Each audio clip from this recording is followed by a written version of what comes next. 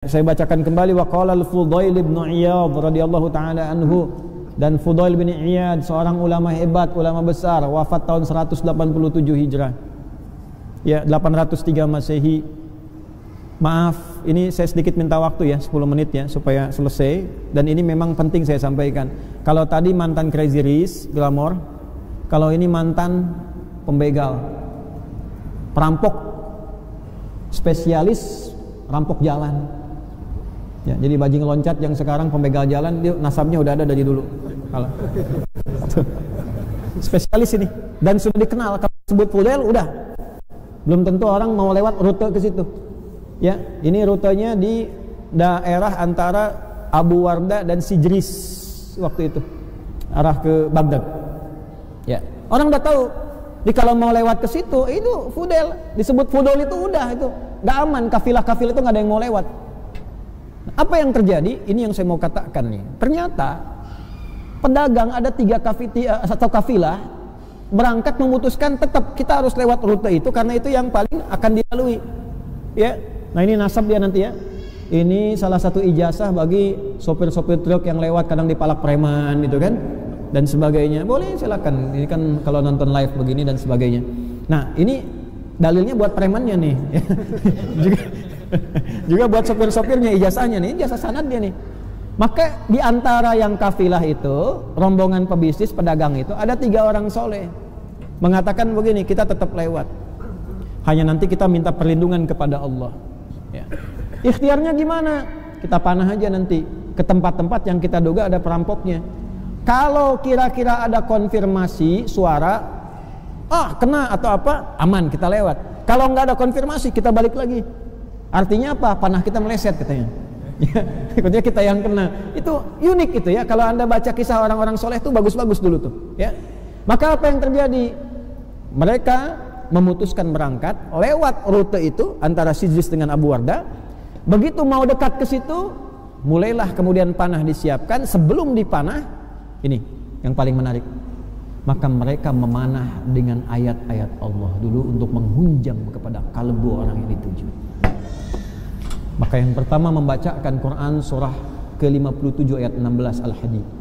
Alam ya'ni lilladzina amanu an tahsya'a qulubuhum li dzikrillah wa ma nazala minal haqq. Apa ayatnya? Wala yakunu kalladzina utul kitaba min qablu fatala 'alaihimul amadu faqasat qulubuhum.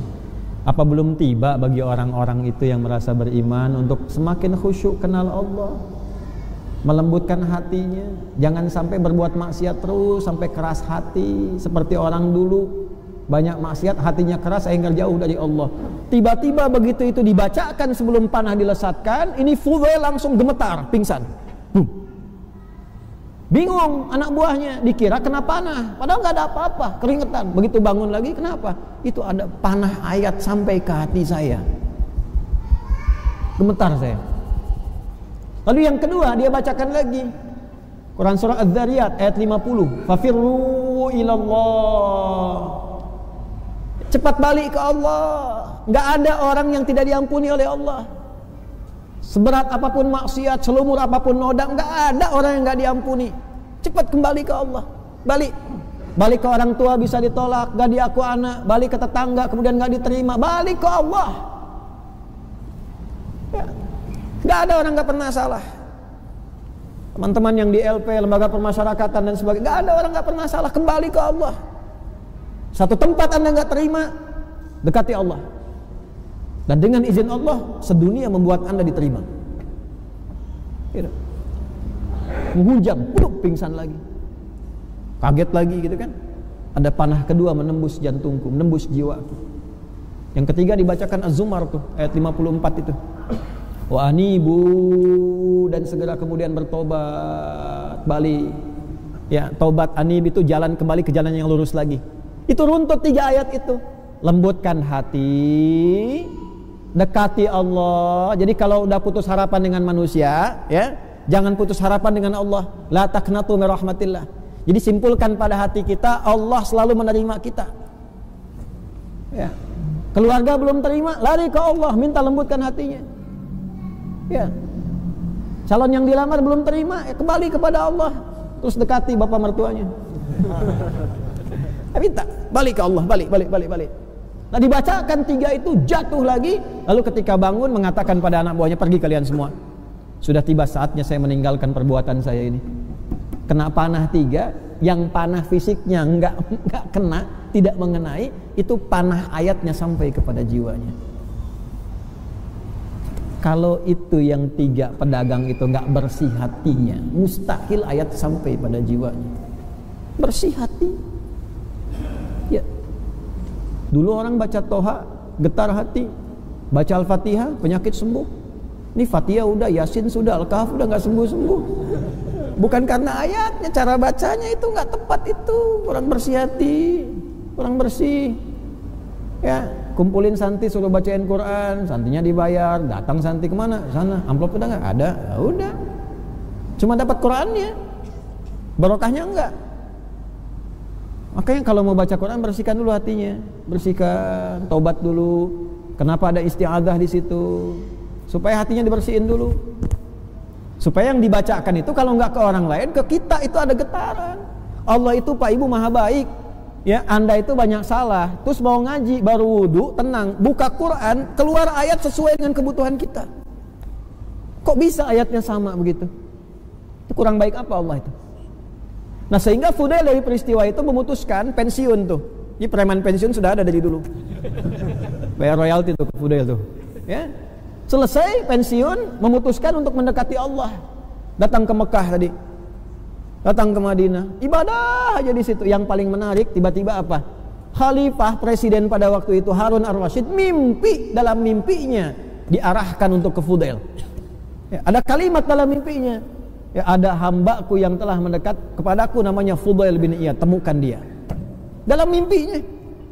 Presiden mimpi, dalam mimpinya diarahkan kepada mantan preman. Anda bayangkan, mantan begal, mantan perampok, berubah jadi orang baik. Tiba-tiba apa yang terjadi? Ternyata beliau sudah berubah jadi baik, jadi soleh, sampai meninggalkan tempat di situ yang viral sebagai perampok ke tempat lain yang dekat dengan Allah. Masyarakat akhirnya memviralkan dia sebagai seorang hamba yang sangat dekat dengan Allah. Ini ahli ibadah, ini ahli gini. Tapi beliau mengasingkan diri. Kalau sudah viral begitu, pindah ke tempat lain yang nggak kenal, dekati Allah. Terus mengatakan pada dirinya, Yal musi, pendosa, kamu ini disebut orang soleh, padahal kamu ini banyak salah. Kamu ini disebut pintar, padahal kamu banyak bodohnya. Itu viral sekali itu. Kalau ulama-ulama kita yang punya nasab ini nyambung tuh. Ya, kamu dikiranya banyak amalnya, dermawan, padahal kamu itu masih pelit. Ke dalam dirinya begitu terus.